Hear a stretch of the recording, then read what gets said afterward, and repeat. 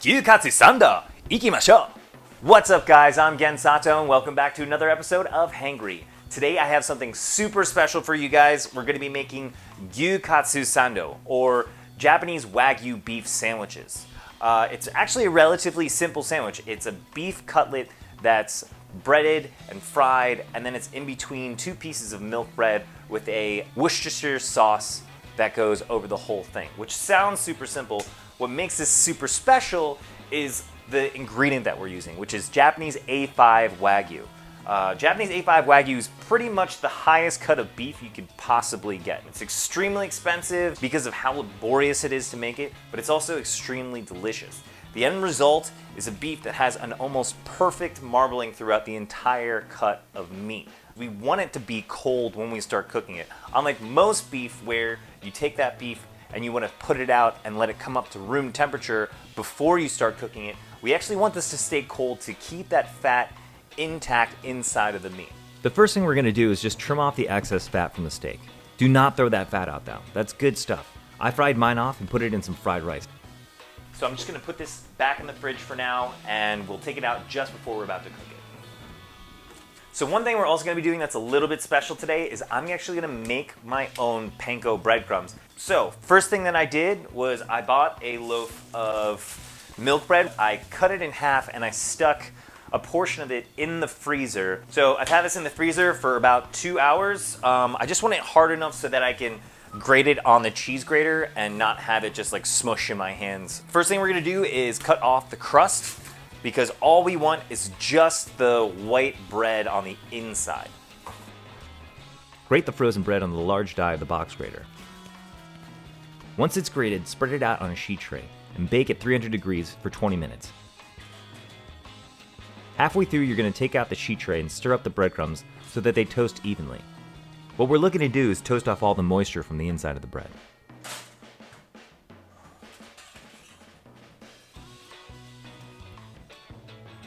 So the next thing we're going to do is make the katsu sauce for this sandwich. Katsu sauce, let's go. To a small saucepan, you're going to add 3 tablespoons of Bulldog Brown Worcestershire sauce, 2 tablespoons of cooking sake, 2 tablespoons of ketchup, 1 tablespoon of oyster sauce, 2 tablespoons of Japanese mayo, 2 teaspoons of honey, 1 teaspoon of mustard, a healthy amount of cracked black pepper.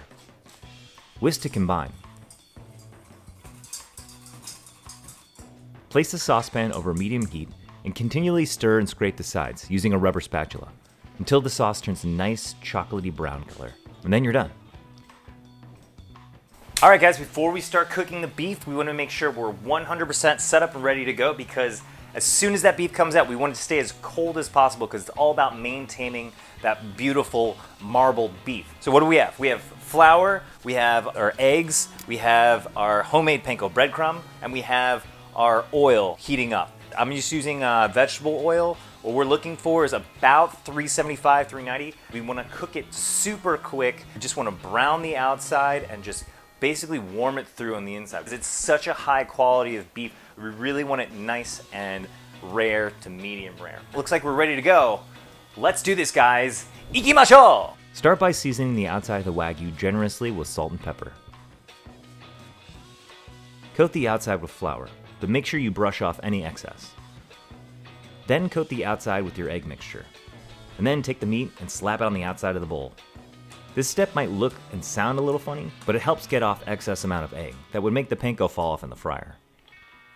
Then coat the outside of the Wagyu in panko. Make sure you pat the panko firmly into the steak so that it sticks.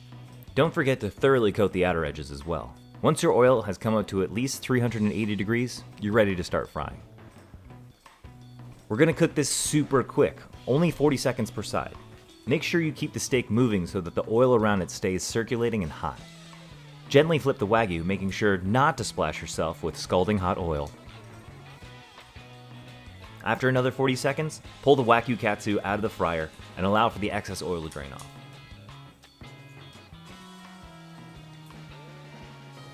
Place it on some paper towels and let the steak rest while we prep the bread. Cut 2 nice and thick slices of milk bread and toast them lightly. Apply a generous amount of katsu sauce onto one side of the cutlet. Place it sauce side down on a slice of milk bread. Apply katsu sauce to the other side of the Wagyu and top it with the other slice of milk bread. Trim off the crust of the milk bread. And make sure you take a second for yourself to crunch away at those yummy trimmings.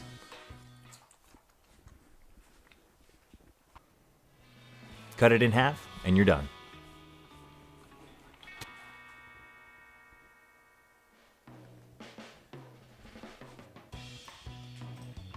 All right, guys, so that's how you make a Gyu Katsu Sando. Nothing left to do but eat it. And I brought my lovely wife in here to share it because this is just too good not to share. Here we go. Dolls up. Ready? Cheers. Cheers.